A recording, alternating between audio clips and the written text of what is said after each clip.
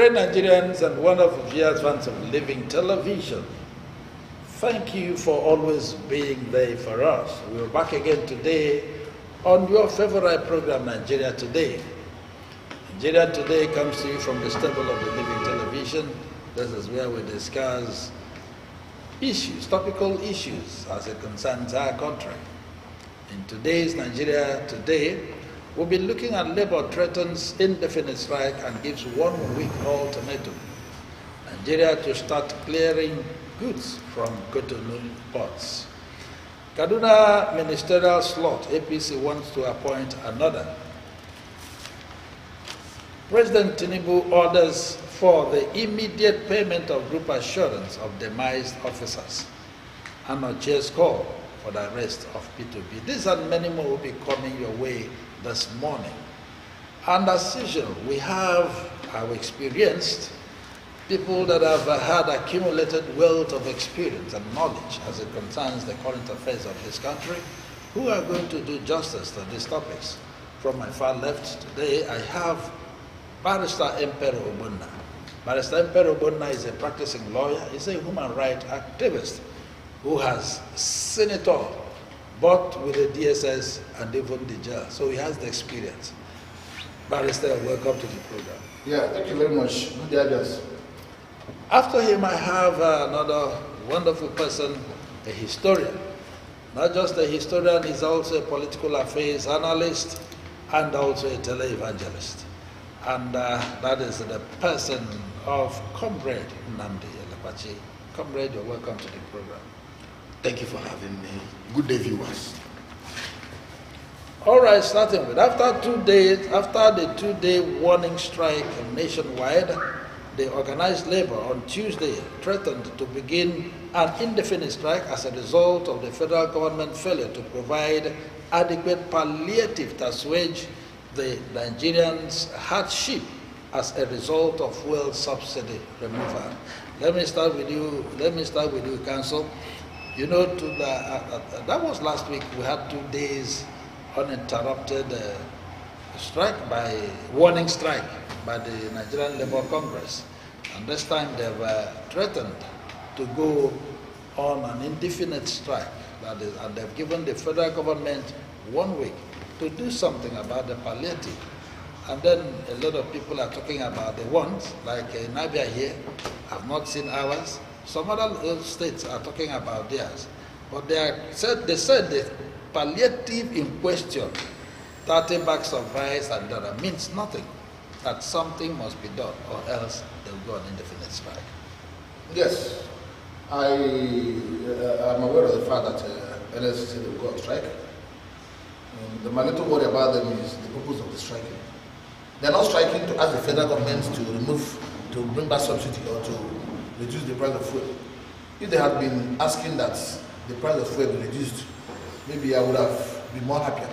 But as I'm talking to you now, what they're asking for is that they want a review of their salary, that they want the minimum wage to be increased, they want palliatives to be properly shared, they want more palliatives to be there. What they're just asking for is to be given to have a soft landing, a cushioning effect on the increase of price. That's what they're asking for, and not the removal of the price. So that's where I have a problem. But then, despite that, I still support them because these workers are still our brothers and sisters. A situation whereby you are giving 14 bags of cement, 14 bags of rice to each ward. You are giving 100 million naira to a House of Representative member, a lawmaker, as allowance, palliative allowance. That's what they call it, subsidy allowance. And you're not giving them it's unfair. So generally, I am of the opinion that they should go on the strike. But the only problem is that we are not going to get anything from it. It's more like the workers, and we are the ones that will suffer it. Because if they go on strike, they will still be paid their salaries. They will still pay their salaries, and in the end, we are the ones that will suffer it. Because us, after we have lost everything, we will get nothing. So that's the way it is. Okay, comrade. Yes. Yes, talking about the strike, the 2 days warning strike, it affected a lot of organizations. The banking institutions were also locked. And now I'm talking about indefinite strike. If it happens, what do you think will be the effect on Nigerians? The effect is going to be colossal. is going to be massive because it will lead to a shutdown of the economy. It will lead to a shutdown of the economy. It will actually result in losses that may not all go well, or that may not even bode well, or that will bode ill for the economy, especially at a time like this, during the current subsidy regime. Because the entire sector of the Nigerian economy is not just about workers, as we have them with the NLC and other affiliate bodies or other affiliate unions. There are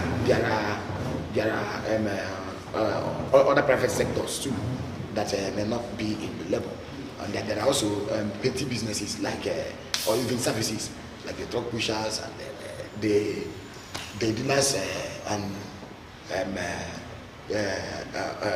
the persons who deal on perishable. So these are people who may not actually be directly in the sector, but who may also be affected. The hospitals, even the courts, the banks, the sectors, in fact, entirely or eventually the sector will gradually come. But then, the reason for the strike, to me, Emperor didn't say may not actually be substantial because it is narrow. They are talking about the welfare of workers. But that is actually the reason why they are there. You understand? They are there to protect the interest of the working class. And not the whole Nigerians. Not the whole Nigerians. The interest of the working class. So, and then looking at it from that perspective, you see that at the time when this subsidy was removed, the president did not carry out or launch any palliative support program that covered or that catered to the interest of the working class or the working man. And that to me was exclusionary. And I did say some time ago that when he became president, one of the first things he did because the first thing he did was remove subsidy. That was his first policy intervention. When he removed subsidy, the first thing he did was to award 70 billion. That's some 469 persons. If you are to include 460 members of the reps and then 109 members of the Senate, you have 469 lawmakers. They were to share 70 billion naira as palliative. Then the judiciary, he gave them 35 billion naira. He gave 35 billion naira to the judiciary. Then other one is then you are giving 2 billion naira to a state, in the entire state. What does that look like if not corruption? And this is my personal opinion. So to me, and then Labour has been talking, but I think it's been more of backing and not biting. You see that in no distant time now, they will also relax this one too. Yes, we've seen the 2-day warning strike, which actually took a huge toll on the economy. But the ability of Labour to be resolute, you understand, is what is in contest here. And then again, the fact that the federal government uses the National Industrial Court to untwist them is another thing to it. Because if you remember very well, there have been times when Labour will threaten to go on strike, then the Industrial Court will actually issue an order telling them not it may likely happen to those. Yeah, so it's also but then it's an ill wind that blows nobody any good. It doesn't guarantee a win-win situation. The strike will not bring food to the table of the starving Nigerians. You understand? So then maybe it would force the hand of the federal government to move into action, but I doubt. All right, about this thing being sectional majorly for the workers. But when he was speaking, the chairman said is to assuage the Nigerian hardship, and which includes both this fuel hike and so on. And so it's not just about the workers. He's talking generally. He's talking about Nigerians, though that of the workers is not excluded. Well, you can say what they want, but we are all reasonable. Yeah. They have already written down what they said. They said they are looking for one, increase in workers' salary. Yes. Two, that the way the federal government shares money, 100 million to this thing, that is palliative, that it is unfair. Three, that they want palliatives for the workers over the issue of the subsidy removal. So everything. And they want to increase in their salary. Increase. Everything you're saying here is for them. You can say what you want to say, but the point of the proposition is mainly for workers. Yes, and I think I did say they are just trying to force the hands of the federal government Why am I saying? I'm saying it because some of the things they tendered, in fact, Emperor actually eliminated them. The federal government had set up a committee and subcommittee and the committees are not even meeting. They said adopting that. You understand? They've not seen the committee. Yes, they said that apart from the one on salary and emolument review have not been doing much. So and that's the problem. So I do not know whether yes. So to me, it is still what it is. The reason why we have the Nigerian Labour Congress is to protect the labor sector. You understand? The labor industry, to make sure that their condition of service and then their salaries and other people's needs that are due to them are actually in place. All right. Nigeria to start clearing goods from Cotonou ports. After various agreements in order to boost trade relations between Nigeria and Benin Republic, the acting Comptroller General of the Nigerian Customs Service, Adewale Adeniyi, on Tuesday announced that Nigerian importers will soon be clearing their goods from the ports in Cotonou, Benin Republic. Let me start with you this time, and yes. then is it going to enhance the economy of this country? Yes, because other analysts have been saying open the border, allow access. You understand? There is a difference between saying we are stopping contraband and then saying we are liberalizing trade. You cannot be going to China every day. You cannot be going to China every day. You are going to America. You are going to AFDB. You are looking for when you cannot do the simple things you can actually do to bring about what trade liberalization that will actually bring positive impact on your economy. For example, Nigeria is a signatory to the African Continental Free Trade Agreement. So when you shut your border, you are also by way of practice telling the region, even the continent, that all those things you are signatory to, including NEPAD, New Economic Partnership for African Development, and the rest of them, that all these things you are is a signatory to, that they are just only on paper. So I think Africa, where we are today, we need a lot of collaboration. Why are we talking about the Republic we are even talking about is a member of ECOWAS, and ECOWAS is governed by what? Free movement and free trade among member states. What we have to check is whether one, there are unlawful movements that may be about persons, goods and charters that are not supposed to be entering into the shores of the country. But once that is taken care of, we have to liberalize trade. Mind you, when we take out this, when we flag off some of these border tightening measures, they don't affect the northern margins. You understand? People are still moving freely from Nigeria to Niger, Chad, and the rest of it. So that is quite discriminatory, and then it's welcome as to the extent that the integrity of the Nigerian state is to be protected. It's a welcome development. All right, Barrister. While looking at all this, the importance of these, Cotonou ports in Benin Republic. Now, talking about, I think Buhari started it. This stopping of all sorts of importation, including rice and so on. And yet, our leaders who are stopping these importations still go overseas for treatment. What's the difference? It makes no difference now. Buhari was just a hypocrite. He didn't want foreign goods to come into Nigeria. But every time he's sick, he will travel abroad. For 8 years he was there. He never set up a single hospital, a single world-class hospital. People have thought that, based on the criticisms against the Jonathan government, that by now that would have had a world-class hospital. They have not. And Tinubu is also following course. Tinubu is also traveling to France. Buhari was traveling to London. Tinubu is also traveling to France every time, going to France every time, going to France for his health and everything. They cannot set up a world-class hospital in Nigeria. So this is just the hypocrisy of the government. But on the issue of the border, I think that the border opening is very, very good. In Nigeria, there is no country that survives without imports and exports. Exports, exactly.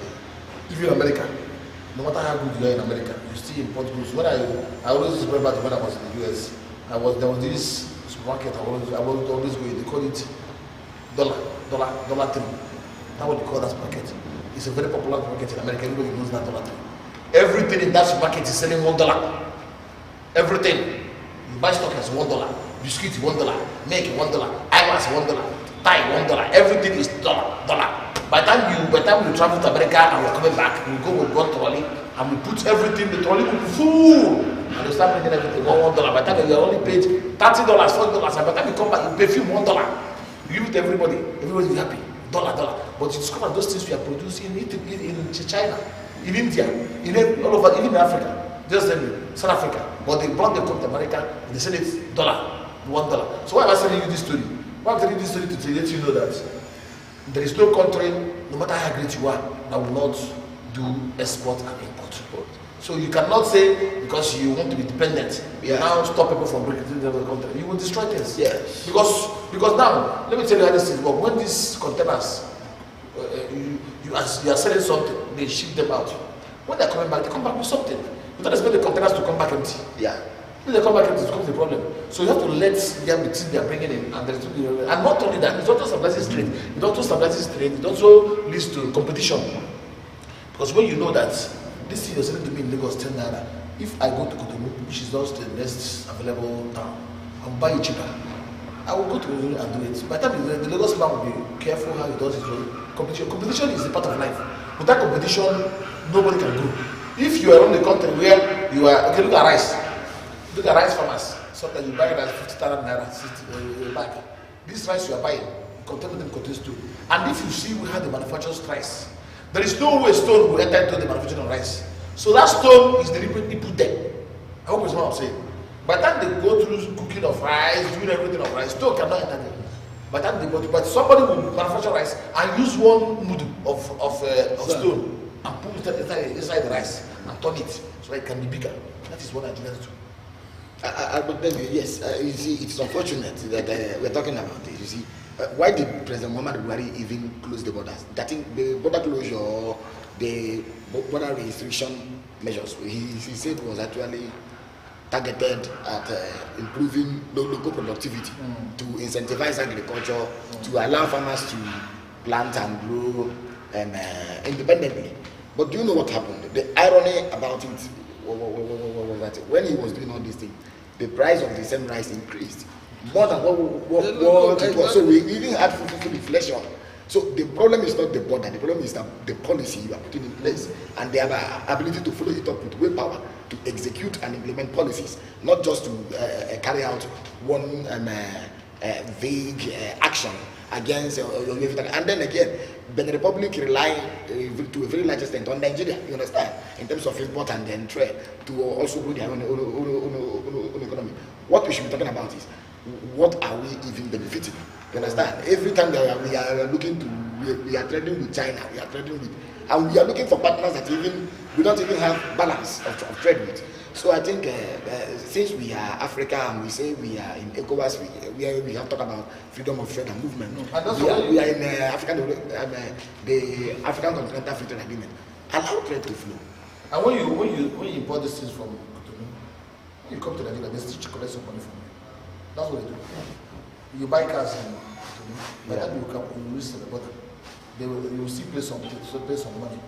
Not only that, Nigerians also bring in cars when they are coming to a travel. When they are traveling from Cotonou during the Christmas period, they bring in cars and they pay something. When they're going back, that covers. So what I'm saying that is a good thing. There must be liberalization of trade. The most important thing is a competition. No nation can exist in a sort of autarky. Yes, you can't exist. All right, Kaduna ministerial slot, APC wants to appoint another.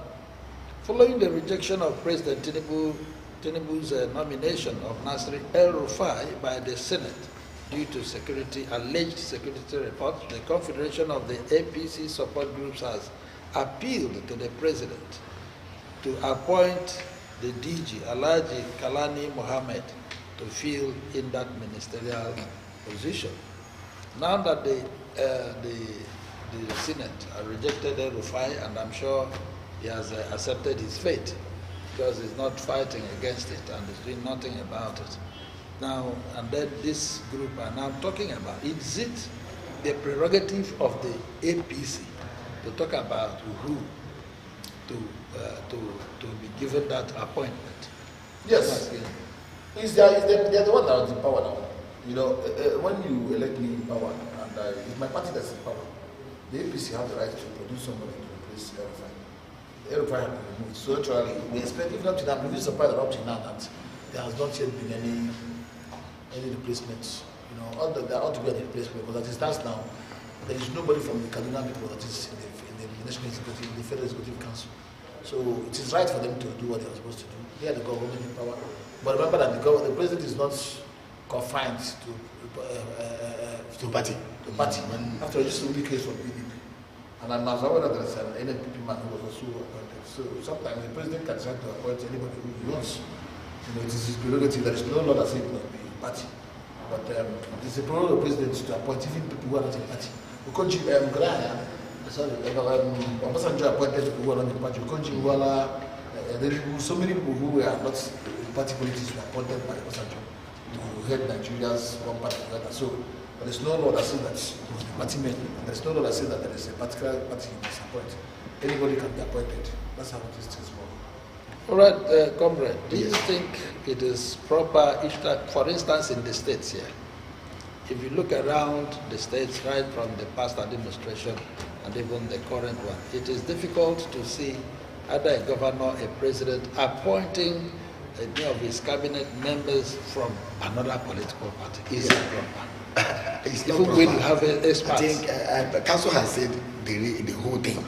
You understand? Council has said it here that the constitution did not limit the president to his political party or to his cronies or to his allies when making appointments. In fact, any appointment that has to be considered as being in the interest of the nation must be one made with regards to what the qualification of the person being brought to that very position. For example, the time Ngozi Okonjo-Iweala came to be the Minister of Finance under Obasanjo, she was not a current member of the PDP.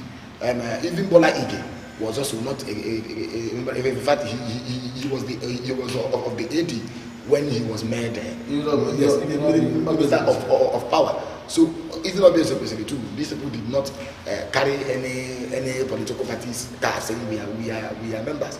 But there is something about Nigeria, see, and I keep talking about it, the spoils system. You know, after the war, you begin to share the spoils, and there is what they call the spoils system. To the victors belong the spoils. So when the political parties are declared winner and when they emerge as winner, as declared by INEC, the first thing they do is to begin to do what? They will begin to jockey for positions. They begin to even lobby, you understand, and sometimes canvass. Now, you remember recently that there was appointment the president made. In fact, there were appointments the president made in the Better Data Development Commission and then I think the ministry. Then, the same APC people went and told the president that the people he had actually fielded were PDP members. All of them were removed.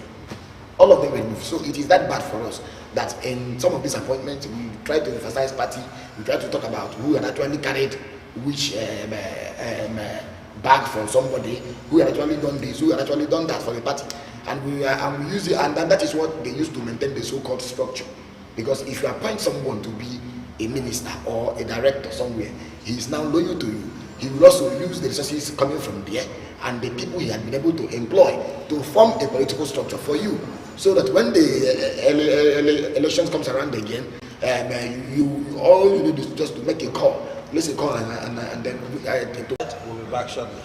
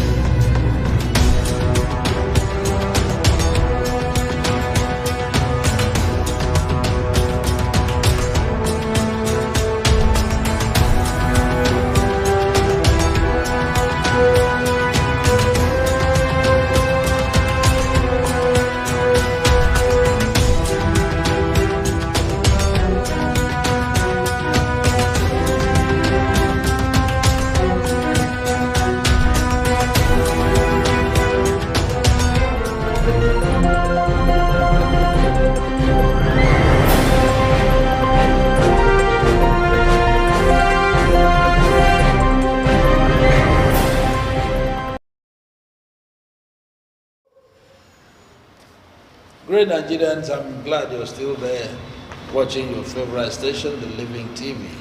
Well, back again, remember it's Nigeria Today, we're treating topical issues. Moving on, President Tinubu orders for the immediate payment of group assurance of demised officers.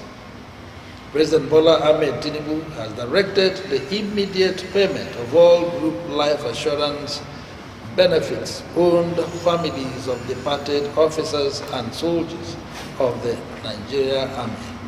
In reaction to this, the Chief of Army Staff, Lieutenant General Taud Lagbaja, announced that troops of the Nigerian Army in the conduct of Operation Udoka in the southeast, in collaboration with other relevant stakeholders, have put an end to the famous sit-at-home order by IPOB and ESN that almost crippled the socio-economic activities in the region. Council, I want us to look at this way. Before now, it's very, very funny. When I read that news this morning, I was just laughing. How can Chief of Army Staff will put an end to USC? Is it the one that called up the sit-at-home? Is it the one that called? See, it's just very, very funny. The two news there is very funny. One, the president, do you need the president order for you to pay military men their assurances and their pension and everything? Yeah. These are things that are within their rights as workers. When you work, you pay salary.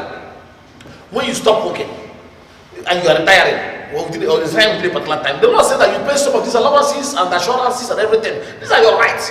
Do you need the president to give an order for you to pay them? This country is a very fun. That is why we have corruption. Somebody is working. The person is not assured that when he leaves office, that he will get entitlement. That is why you see him stealing. He will steal and steal and steal so that he does assurances, does the entitlement he's supposed to pay it, that let him get them. I hope that's what I'm saying. Yeah. But when you are sure that if you leave office, these things will be there for you, you will not bother yourself.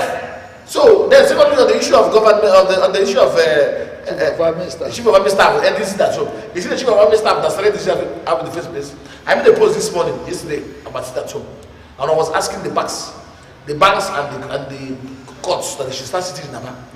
Let me tell you, if you want that to end in Aba, provide enough security for the banks every Monday and provide enough security for the courts every Monday. Once you brought security for the banks, the courts, to end. Most market people, they cannot go to the bank to access money during that Monday. Yeah. That is why the markets are open. If you go there, you see that Ayoro and the shopping center, they are all open during that home. But nobody goes. There is simple. If you go there and you want to do transfer, banks are not working. It's got a problem. Only the banks are working. It's easy for you to go there, do your business activity. So let the banks sit. Then the courts in Aba should also start sitting. By the time we do it, sit at home. But the good news is that gradually, sit at home is already coming to an end. On Mondays, most people are not coming out. Businesses are not opening. Shops are not opening. Drivers, people are not moving around. Drivers are not moving around. Even on Monday, I had a program with Magic FM. There was a traffic jam at Obohe there. Because so before, see that so we don't see traffic jam. But now there must be traffic jam. So the summary of it is that there are it is ending gradually. See that so it's not something you use executive fiat to end. No. You don't use executive fiat to end. It is something that people see how relevant it is that they have to stop this at home. Now the crowd cannot even stop it. And the crowd doesn't give them order to stop. And another thing is that people are doing from another point of view. Civil servants in the southeast, they use that day to go and rest. So most of them are comfortable with it. So it becomes a problem. But the good news is that people are seeing the need to end this thing, and it is gradually coming to end. But it is not something you end by spontaneous action. It is something that will take time to end. All right, comrade. Yes. I am concerned with the statement of the Chief of Army Staff because even before now, the IPOB, through their spokesperson, had issued so many releases about stopping it at home. Yes. Nnamdi Kanu, through his lawyer, also said that. Yeah. So now taking this glory as if it was theirs. That is what it is. It was just trying to preempt the group. You understand? We know how this at home began. From saying the court days, the days Nnamdi Kanu will be going to court or will be appearing at the courts. People should actually carry out civil disobedience. It was actually targeted civil disobedience. Sit at home, don't observe any economic activity, and showing solidarity with Nnamdi Kanu and his struggle. Because this is an area the federal government doesn't want to talk about. There's Biafra issue, there's secession issue. don't want to talk about it, but that's fine. Although it hurts. And then IPOB, through the Emma Powerful and the rest of them, had come out many times to say, we are relaxing the sit at home. Any person who is trying to enforce it is not of us. And in most cases, you see that some miscreants are actually taking advantage, or actually leverage that Monday to do or to bring about crime, to even attack, to even carry out soft target attack like attacking schools, petrol stations or filling stations, operators of commercial vehicles, and then KK or tricyclists. But that being the case, I think gradually, like Emperor say, we are beginning to have normal life. In fact, Mondays are usually fun days now, mixed with a lot of activities, both economic and recreational. And I must tell you that people now come out. You go to market, you buy what you want to eat. The order is gradually relaxing because there had been